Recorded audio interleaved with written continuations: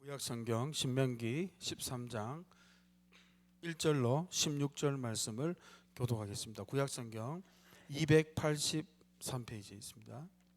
너희 중에 선지자나 꿈꾸는 자가 일어나서 이적과 기사를 내게 보이고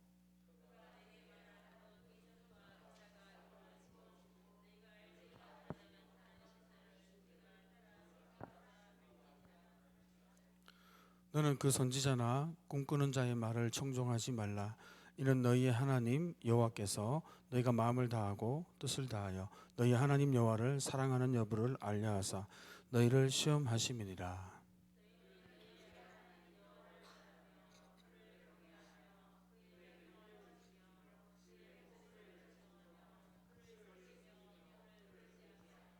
그런 선지자나 꿈꾸는 자는 죽이라.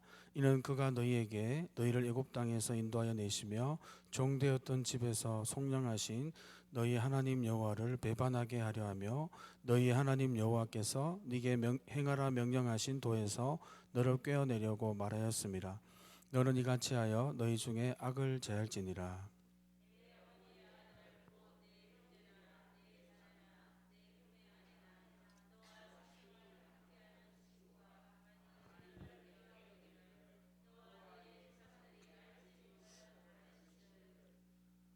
곧 내 사방을 둘러싸고 있는 민족 혹 내게서 가깝든지 내게서 멀든지 땅 이 끝에서 저 끝까지에 있는 민족의 신들을 우리가 가서 섬기자 할지라도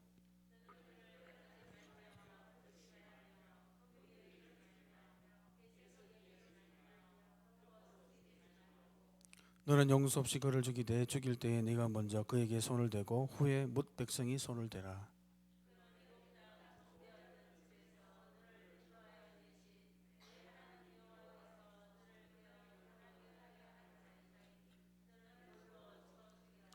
그리하면 온 이스라엘이 듣고 두려워하여 이 같은 악을 다시는 너희 중에서 행하지 못하리라.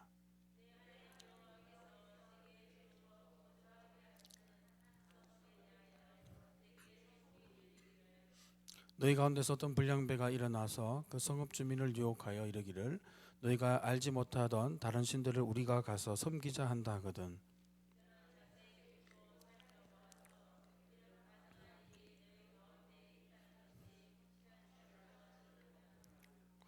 너는 마땅히 그 성읍 주민을 칼날로 죽이고 그 성읍과 그 가운데 거주하는 모든 것과 그 가축을 칼날로 진멸하고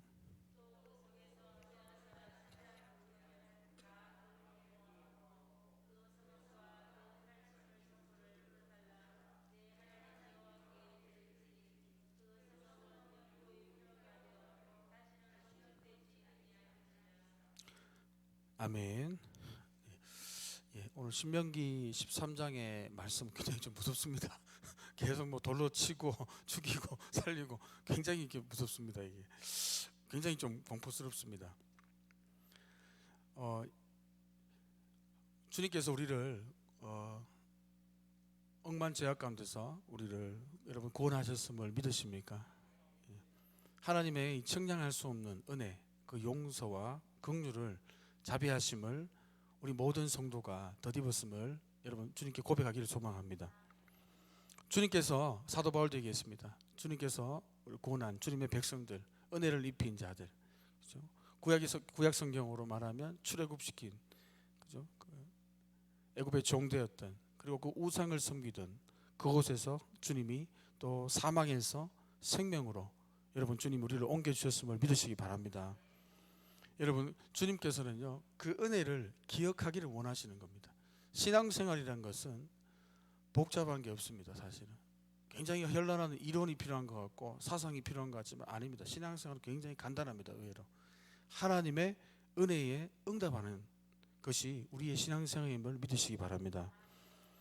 그래서 주님의 관심은 뭐냐면 누가 나의 은혜를 제대로 깨닫고 거기에 반응하는가입니다. 그것이 어떤 헌신의 형태로 또 삶을 구별하는 형태로 예배의 형태로 뭐 기도의 형태로 어떤 형태로 나오든지 간에 순종의 형태로 나오든지 간에 그 모든 것은 하나님의 은혜에 대한 반응이고 하나님의 절대적이고 무조건적인 사랑에 대한 십자가의 사랑에 대한 여러분 반응이 우리의 이 광야 같은 삶을 사는 시간임을 좀 믿으시기 바랍니다. 주님께서 우리를 구원하셨습니다. 여러분 굉장히 이것은 감격인데 그러나 참 애석하게도 우리가 시간이 자꾸 지나면 이것은 감격이 아니고 그냥 통과 의례처럼 여길 때가 많습니다. 그죠? 우리 또 이렇게 자녀분들 귀한 자녀분들께서 이렇게 처음 태어나실 때는 너무 좋잖아요. 그죠? 너무 좋은데 이제는 다 장성하셨지 않습니까? 그 기억이 자꾸 사라집니다. 이렇게 그때만큼 이렇게 생생하게 정말 이렇게 다가오지 않습니다.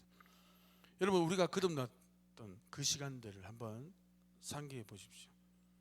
우리가 정말 영적으로 죽었던 시절, 우리가 예수님이 없었다면 우리는 오늘 어떠한 모습으로 있었겠습니까? 우리 주님이 우리에게 나타나지 않았다면, 그 사랑의 손길을 뻗쳐주지 않았더라면 죄와 허물로 죽었던 진노의 자녀일 수밖에 없는, 지옥 형별로 들어갈 수밖에 없는 우리를 주님의 그 구원의 오른팔이 우리를 건져주지 않았다면 저와 여러분은 오늘 없습니다.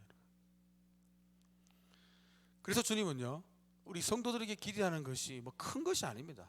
큰 것이 아니라 이 은혜를 깨달으라는 겁니다. 이 은혜를 알라는 겁니다. 하나님의 긍휼하심과 사랑과 성도를 향한, 주님의 백성을 향한 하나님의 마음을 알아달라는 겁니다. 여러분, 그래서 주님께서 우리에게 요구하시는 것, 이것은 계속해서 말씀드리지만 어떤 기계적인 어떤 규칙 준수와 종교적인 의무를 준수하라고 주님이 요구하시는 게 아닙니다. 율법과 하나님의 말씀이라는 것은, 십계명을 통해서 표현된 것은, 이것은 주님의 출애굽한 이스라엘, 주님의 자녀들에게 주신 말씀이지 않습니까? 신약에서는 사랑의 계명으로 이게 이제 완성이 되지만, 그 안에도 이 율법과 하나님의 말씀 안에도 이것을 그냥 바리새인과 서기관들의 문제점이 뭐였나 하면 그 신학자들입니다. 신학자들인데 이것을 기계적으로 그냥 문자적으로 여자적으로 받아들인 겁니다. 여러분, 그러나 행간에 있는 하나님의 마음과 중심을 저와 여러분이 읽기를 소망합니다. 여러분, 신앙은 하나님의 마음과 내 마음이 이심전심이 돼야 됩니다. 하나님이 제일 좋아하는 사람 중에 한 사람이 누군지 아십니까? 구약에 보면 다윗입니다. 다윗. 그래서 다윗을 너무 좋아하셔가지고 다윗을 이렇게 표현해요. 내 마음에 합한 자라고. 하나님과 마음이 통한다는 겁니다. 여러분, 하나님의 마음이 시원하게 해드려야 됩니다. 신앙생활. 하나님은 측량할 수 없는 은혜를 우리에게 공급해 주셨지 않습니까? 그리고 여기까지 이 광야를 인도해 오셨습니다. 그러나 우리가 현실에 너무 압도되고 염려와 근심에 빠지다 보면 하나님이 잘 보이지 않습니다. 그러나 우리 신앙은요, 이 광야에서도 여전히 주님이 우리의 공급자가 되심을 신명기는 계속해서 말씀하고 있습니다. 이것을 구약 이스라엘의 그림자로 우리에게 보여주고 있습니다. 이것을 행간을 읽어내야 됩니다. 이스라엘 역사를 읽으면 안 되고요, 말세를 살아가는 성도를 위해서 이 구약 성경이 주어졌다고 분명히 말씀합니다. 여러분, 하나님은 선하십니다. 여러분, 하나님의 말씀도 선하십니다. 하나님의 말씀이 복임을 믿으십니까? 다시 질문하겠습니다. 하나님의 말씀이 어떠한 말씀이라도, 그것이 때로는 내가 이해가 안 되는 말씀이라도, 좀 인간적으로는 부담스러운 말씀이라도 그것이 선하고 나에게 결국 유익하게 될 것을 믿으십니까? 여러분, 신앙은 이 싸움입니다. 주님께서는 우리에게 요구하시는 것이 뭐냐면, 마음을 다하고 뜻을 다하고 네 힘을 다해서, 목숨을 다해서, 네 전심을 다해서, 전 인격을 다해서 나를 사랑하고 네 이웃을 네 몸처럼, 네 몸과 같이, 네 몸을 돌보고 지키고 하듯이, 생각하듯이, 관심을 가지듯이 그렇게 사랑하는 것이, 그게 율법의 요약이고, 또 이 십계명 속에 들어있는 우리 그리스도인들이 살아가야 될 바로 그리스도의 형상입니다. 여러분, 주님께서는요, 우상을 너무 싫어하세요. 우상. 주님이 우리를 우상 가운데 여러분 건지셨음을 믿으십니까? 우상에서 우리를 건지신 거예요. 이 거듭남이라는 게. 우상 숭배하던 거, 잘못된 신을 찾아가던 거, 나 자신, 그 우상의 근본, 나 자신을 의뢰하는 겁니다. 여러분, 그러나 우리는 여전히 우리를 의뢰하는 경향이 여전히 있습니다. 이 죄의 본성이 있거든요. 그죠? 또 마음 중심에는 하나님의 법을 사랑하지만, 바울의 표현을 빌리자면, 또 한편에는 이 죄성이 있어가지고 이 두 법이 싸운다고. 이게 그리스도인의 삶입니다. 여러분, 그러나 이 광야에서요, 주님은 우리를 홀로 두지 않고요, 감사하게도 주님의 백성들을 훈련시키고 있다는 겁니다. 근데 그 훈련에 어떻게 훈련시킵니까? 하나님을 온전히, 창조주 하나님을 온전히 경배하도록, 구원주 하나님을 온전히 경배하도록, 우상 숭배하지 않도록 계속해서 주님이 우리를 훈련시키고 있는 것이 이 광야의 시간임을 믿으시기 바랍니다. 그죠? 그래서 그 첫 번째, 하나님은 테스트를 하시는데 그 테스트로서 시험지를 딱 내주십니다. 그 첫 번째, 이 우상 숭배 안 하고 정말 전심을 다해서 나를 사랑하기를 원하고 다른 신을 섬기지 못하게 하시려고, 그 우상의 본질인 탐욕과 자기 자신을 섬기지 못하게 하려고 주님이 우리에게, 아니 이스라엘에게 그 테스트지로 우리를 연단하기 위해서, 하나님을 온전히 사랑하기 위해서 이게 테스트하시는 그 시험지가 있습니다. 그것이 뭐냐면 오늘 13장 1절입니다. 1절과 2절을 같이 한번 읽어보도록 하겠습니다. 시작.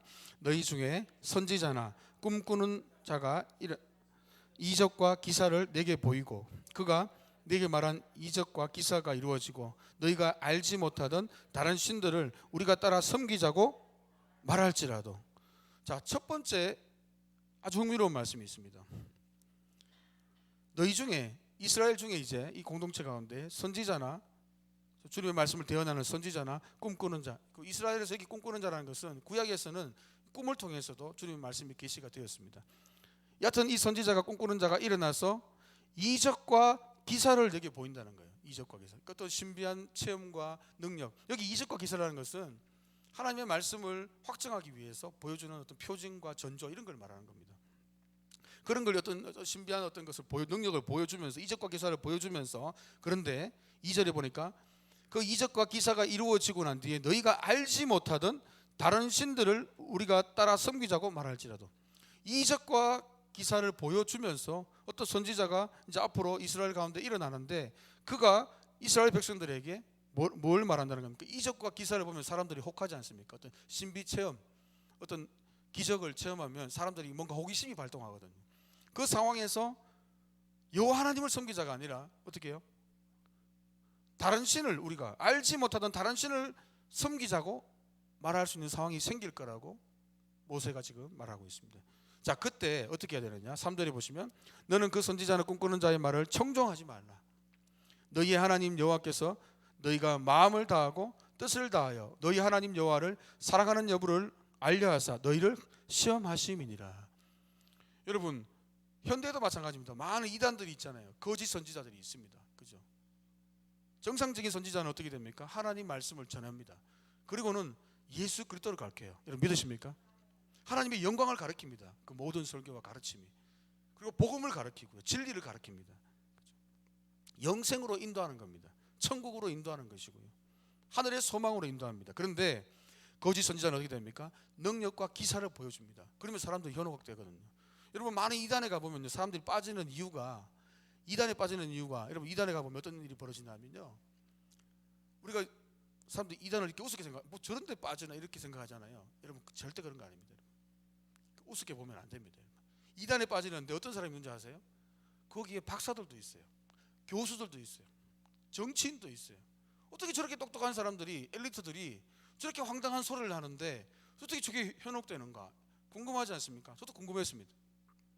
그런데 여러분, 그런 잘못된 가르침과 그런 선동에는 뭐가 있냐면요, 그 배후에 여러분 악령의 역사가 있기 때문입니다. 여러분 믿으십니까? 악령의 역사가 있기 때문에 그런 엘리트들도 당하는 거예요. 이게 막 이게 완전히 당하는 겁니다. 이게 놀아나는 겁니다. 이단 단체에 가보면요, 저는 뭐 직접 가보지는 않았지만 그런 얘기가 들어보면은 기적과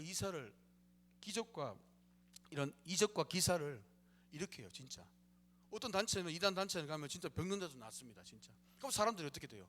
혹하거든요. 그런데 주님께서는요, 지금 무슨 말씀, 모세를 통해서 하시는 말씀은 뭐냐면요, 앞으로 이스라엘 공동체 안에 일어나게 될 이런 선지자나 말씀을 대언하는 자가 일어나서 이적과 기사, 이런 놀라운 능력을 동원해서 사람들에게 이제 여호와 하나님 말고 다른 신 섬기자, 이렇게 말할 경우가 온다는 거예요. 그러면 어떻게 됩니까, 여러분? 그것은요, 하나님을 마음을 다해, 뜻을 다해, 힘을 다해, 전심을 다해 사랑하는 여부를 알게 하려 하는 시험지라는 겁니다. 여기 시험이라는 것은요, 마귀는 유혹을 줍니다. 여러분 믿으시죠? 마귀는 유혹을 줘서 우리의 신앙을 무너뜨립니다. 하나님과 멀어지게. 여기 시험이라는 것은요, 테스트입니다. 테스트. 하나님은 테스트 하시거든요. 이거는 사랑의 테스트입니다. 우리를 연단하기 위해서. 그래서 주님이 우리를 어떻게 연단해 가십니까? 이런 거짓 가르침, 이적을 통해서. 그러나 하나님을 전심으로 사랑하지 않는 자는 이 이적 가운데 훅 간다는 거예요. 빨려 들어간다는 겁니다. 여러분, 그래서 우리가 이런 잘못된 가르침, 이적과 기사를 따라가는 것이 아닙니다. 여러분, 기독교 신앙의 근본은 뭐냐면요, 하나님과 우리와의 관계입니다. 어떤 관계요? 관계. 하나님을 나와 어떤 관계에 정립하는가, 우상을 섬기는가, 하나님과 나 사이에 그 물건 무엇이, 누가, 그 무엇이 있는가 없는가, 이게 본질입니다. 하나님과의 관계, 이웃과의 관계가 본질입니다. 신앙의 본질은. 이적과 기사라는 것은 아까 말씀드린 대로 이적과 기사는 뭐냐 하면 하나님 존재와 그 말씀이 확실하다는 것을, 진실하다는 것을 확증해 주기 위한 겁니다. 그래서 이런 이적과 기사를 보고 뭘 봐야 되냐면, 이적과 기사는 하나님의 말씀을 확증해 주고 의심 가는 사람들에게 원래 이 이적과 기사의 목적은 뭐냐면 믿음을 더해 주는 거예요. 이런 목적을 가지는데 이적과 기사를 동원합니다. 그럼 사람들은 벌써 이렇게 마음이 훅 들어가 버립니다. 마음을 접고 들어가요. 와, 진짜 선지자인갑다. 그런데 열매가 뭡니까? 다른 신을 섬기자는 거예요. 이때 어떻게 됩니까? 하나님을 전심으로 사랑하지 않는 사람은요, 이 이적과 기사에 훅 빨려 들어갑니다. 그죠? 그래서 4절에 모세가 이렇게 권면합니다. 우리가 이런 잘못된 가르침에 우리가 놀아나지 않도록 4절에 이렇게 말씀합니다. 우리와 하나님 관계가 어때야 되는지 말씀합니다. 4절을 같이 한번 읽어보도록 하겠습니다. 시작. 너희는 너희의 하나님 여호와를 따르며 그를 경외하며 그를 명령을 지키며 그의 목소리를 청종하며 그를 섬기며 그를 의지하며. 하나님을 전심으로 사랑하지 않는 사람은요, 어떻게 돼요? 이런 이적과 기사에 쉽게 훅 넘어간다는 거예요. 잘못된 가르침에. 이게 하나님을 평소에 내가 전심을 다해 사랑하고 있지 않았던 증거라는 겁니다. 증거. 그래서 이것을 예방하기 위해서는요, 우리가 어떻게 신앙생활을 해야 됩니까? 하나님, 우리 관계를 어떻게 정립을 해야 됩니까? 하나님 여호와를 따르며 경외하며 명령을 지키고 순종하고 그 목소리를 청정하고 그를 섬기고 예배하고 그를 의지하라. 이 말은 뭐냐면요, 우리의 삶의 전폭 가운데, 매 삶의 순간순간 가운데 우리가 생각하는 것, 우리가 행동하는 이 모든 일, 우리가 결정하는 모든 일에 우리 예수 그리스도가 중심이 되고 우리 하나님이 중심이 되고 하나님 말씀이 중심이 되고 그분을 범사에 의지하고 인정하는 그 상태를 얘기합니다.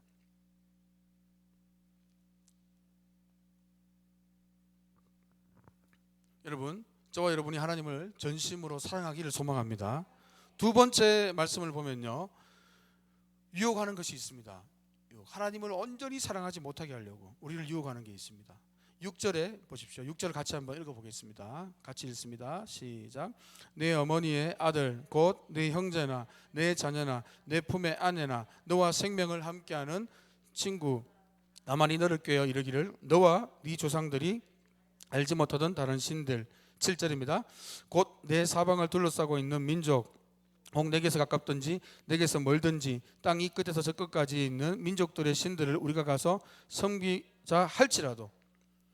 자, 두 번째는 어떻게 유혹이 들어오냐면요, 아주 그 지근 거리에 있는 아주 소중한 관계 있지 않습니까? 소중한 관계. 그죠? 우리 첫 번째는 그 유혹이 이런 이적과 기사에 인간이 약한 호기심에 약해가지고 여기에 쉽게 빨려 들어가고, 두 번째는 뭐냐면요, 아주 그 가까운 지근 거리에 있는 소중한 관계입니다. 우리에게 소중한 혈연으로 엮여 있는 그다음 가족, 친족, 그죠? 나와 생명을 같이 하는, 나와 영혼을 같이 하는 그 친구들, 이런 관계가 굉장히 소중하지 않습니까?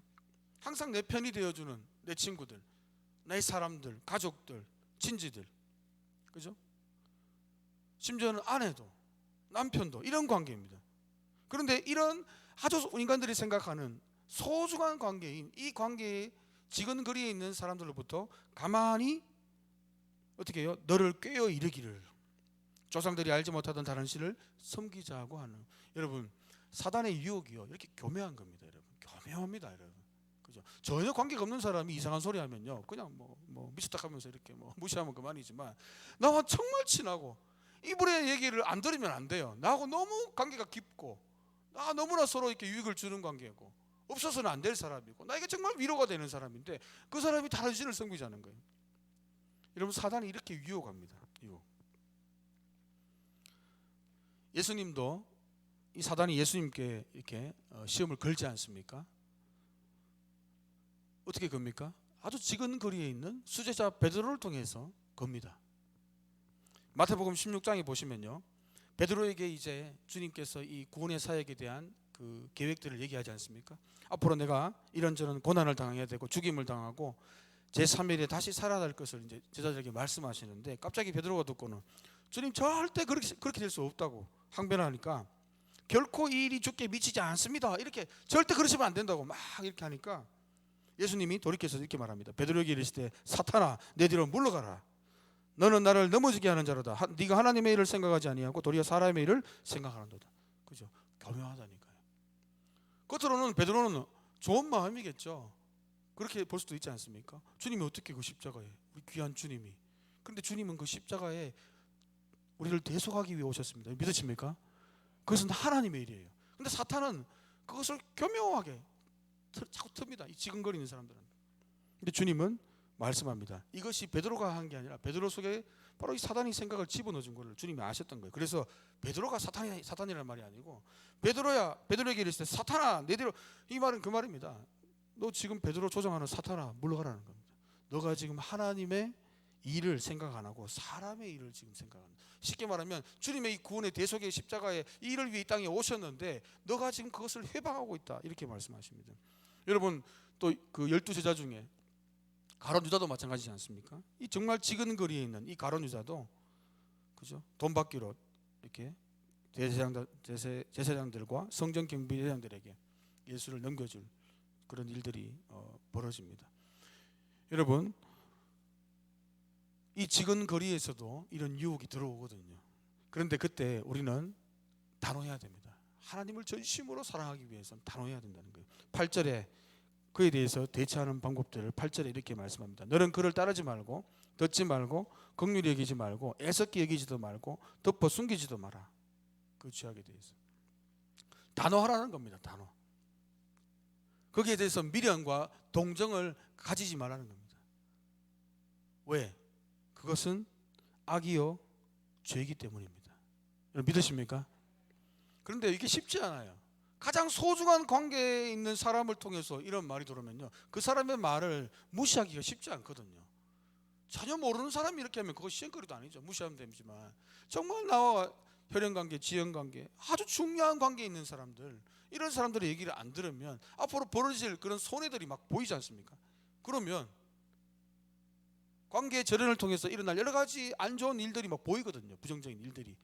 그러나 여러분, 저와 여러분, 이것이 바로 주님이 우리를 시험하는 시험지임을, 주님이 전심으로 주님을 사랑하는지, 여전히 내 마음 한켠에 우상이 있는지 테스트하시는 테스트짐을, 우리가 넉넉히 이 테스트를 통과하고 오직 하나님 한 분만 사랑하는 저와 여러분 되기를 축복합니다. 세 번째 보십시오. 세 번째 보시면 12절입니다. 12절 같이 읽어보겠습니다. 시작. 내 하나님 여호와께서 내게 주어 거주하게 하시는 한 성읍에 대하여 내게 소문이 들리기를. 13절입니다. 너희 가운데서 어떤 불량배가 일어나서 그 성읍 주민을 유혹하여 이르기를, 너희가 알지 못하던 다른 신들을 우리가 가서 섬기자 한다 하거든. 자, 12절 13절은 또 하나의 케이스를 보여주는데, 어떤 상황이냐면 여기도 굉장히 쉽지 않은 케이스입니다. 어떤 케이스냐면, 한 성읍, 이스라엘의 주님이 다 땅을 지정해 주셨지 않습니까? 땅을 기업을 주셨는데 그 중에 한 성읍 전체가 어떤 불량배, 여기 불량배는 어떤 벨리알의 아들들이라는 그런 말인데, 여기는 악한 자들입니다. 사단의 세력들이죠. 이 악한 자들이 나타나 가지고 성읍 전체를 이렇게 다른 신을 섬기는 걸로 물들입니다. 그래서 성읍 전체가 이제 유혹을 받아 가지고 넘어가 있는 케이스입니다. 이러한 경우에도 절대로 넘어가서는 안 된다고 지금 모세가 말하는 겁니다. 여러분, 지금 이건 다수거든요. 다수. 한 성읍은 다수입니다. 다수가 넘어갔어요 지금. 여러분, 현대 사회는요 다수결의 원리입니다. 모든 게 다수예요. 다수. 무조건 다수입니다. 다수가 이기는 다수 시스템이에요. 다수 시스템. 그죠? 자유민주주의도 다수고요. 사회주의도 어느 정도 또 이런 다수결의 원칙을 따릅니다. 다수결의 또 절대적인 여론의 힘이죠. 여론의 힘. 그죠?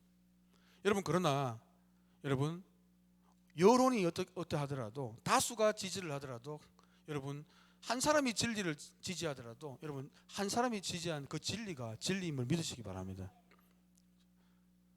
다수결의 원리에 의해서 진리가 정해지는 것이 아니라 진리를 붙드는 쪽이 진리를 붙드는 겁니다. 여러분, 다수의 원리에 의해서 많은 사람들이 위축이 되거든요. 많은 사람들이 지지했다 그러면요, 많은 사람들이 원한다 그러면요, 내가 그 반대편에 서 있다고 생각하면 나는 고립된 느낌이 듭니다. 그러나 여러분, 주님은 그렇게 테스트 하시는 거예요. 그럼에도 불구하고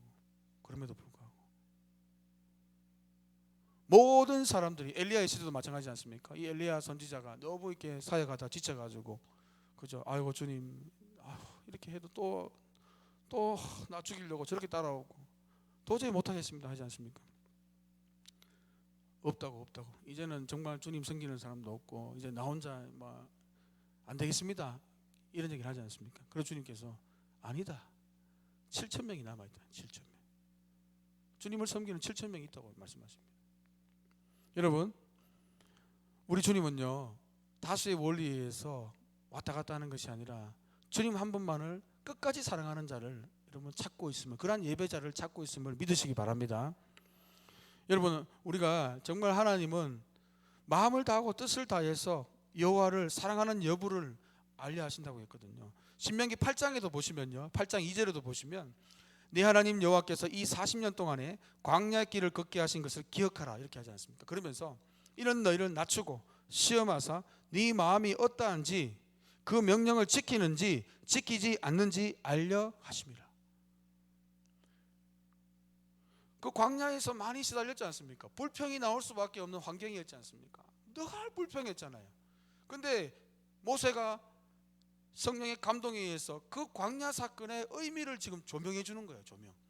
왜 이렇게 빙빙 돌고, 왜 이렇게 목이 말라야 됐고, 왜 이렇게 불평하는 이런 시간을 거쳐야 됐고, 왜 이렇게 고통스러운 괴로운 시간을 거쳐야 됐고, 그 가운데 많은 또 하나님의 진노를 당하기도 하고 훈련을 받기도 하고 괴로운 시간을 보냈는가? 알고 봤더니만요, 주님이 너희를 낮추시고 시험하시고 테스트하시고 마음이 어떠한지 그 명령을 지키는지 지키지 않는지 알려 하십니다. 하나님의 명령이 절대선인 사람은요, 하나님의 명령을 모든 상황 가운데 여러분 지킵니다. 믿으십니까? 여러분, 우상 숭배는 딴 게 아니에요. 하나님의 말씀이 절대의라고 못 믿으면요, 우상 숭배합니다. 하나님의 말씀이 절대선이라고 못 믿으면 우상 숭배하는 거예요. 왜? 상황의 논리에 의해서 자기 편한 대로, 결국에는 자기를 섬기는 거예요. 우상은 탐욕, 우상 숭배, 자기 섬기는 자기 섬기.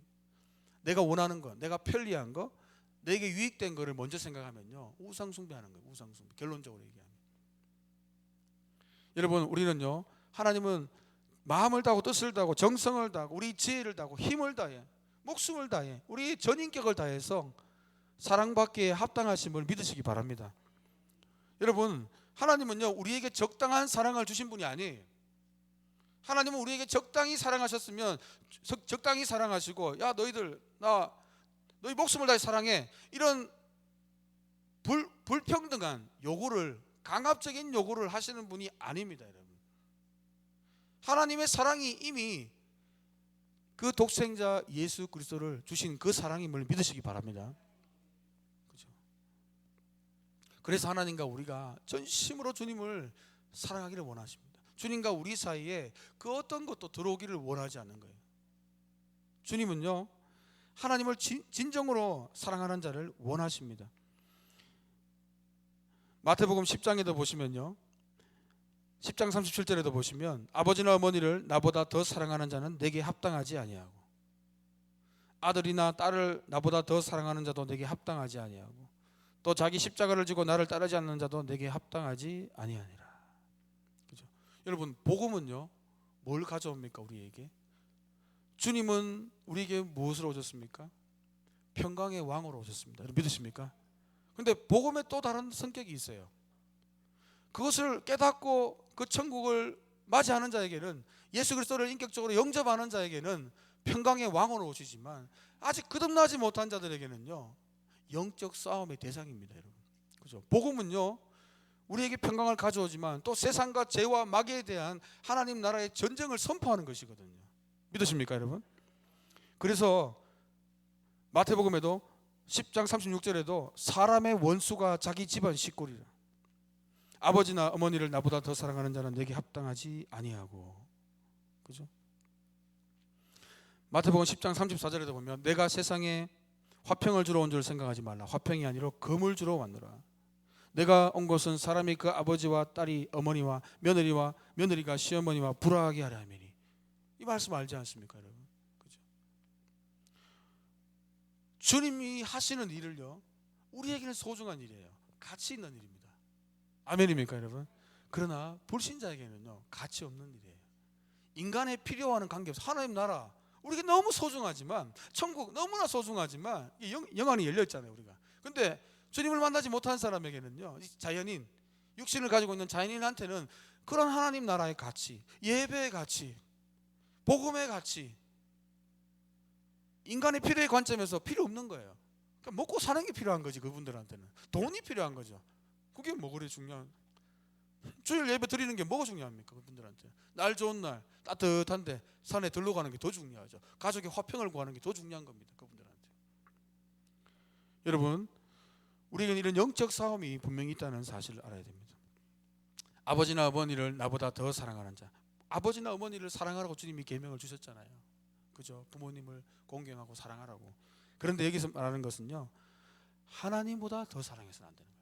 하나님과 우리 사이보다 더 사랑하는 것이 있어서는 안 된다는 겁니다.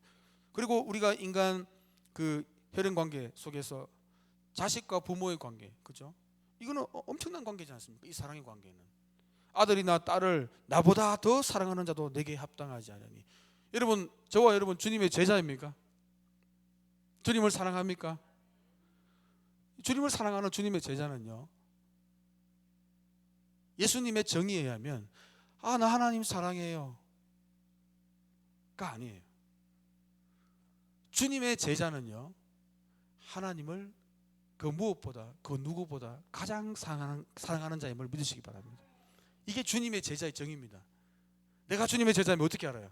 하나님을 그 무엇보다, 심지어 내가 가장 사랑하는 부모님보다도, 가장 내가 아끼는 자녀보다도, 내가 가장 아끼는 내 돈보다도, 명예보다도, 물질보다도 더 사랑하는 것. 그게 바로 제자의 조건이고, 이것이 바로 합당하다는 의미입니다. 제자의 기준이 뭐냐면 예수님이 친히 내리신 제자의 기준, 나를 가장 사랑하는 자입니다. 예수님을 가장 사랑하는 자. 그래서 우리 주님께서도 마태복음 10장 38절에 보면 또 자기 십자가를 지고 나를 따르지 않는 자도 내게 합당하지 아니하다. 그러니까 참 제자가 될 수 없다는 거예요. 뭐가요? 자기 십자가를 지고, 이 십자가의 의미는 불명예와 치욕이거든요. 주님을 위해서, 주님을 사랑한다 하면서 주님을 사랑하십니까 하면 사람들 다 아멘 하거든요. 그러면 여러분 본인의 십자가를 사랑하십니까 그러면 조용합니다. 근데 이게 똑같은 질문이에요. 똑같은 질문. 하나님을 가장 사랑합니까? 아멘. 자신이 져야 될 십자가 가장 사랑합니까? 동일하게 아멘이 나와야지 진짜예요, 진짜. 자기의 십자가를 지고 자기의 십자가와 불명예와 치욕을 주님을 위해서, 하나님 나라를 위해서, 하나님 사랑을 위해서 자기를 부인하는 거, 그죠? 그래서 자기를 부인해야 됩니다. 날마다 자기를 부인하고 주님을 쫓아가야 됩니다.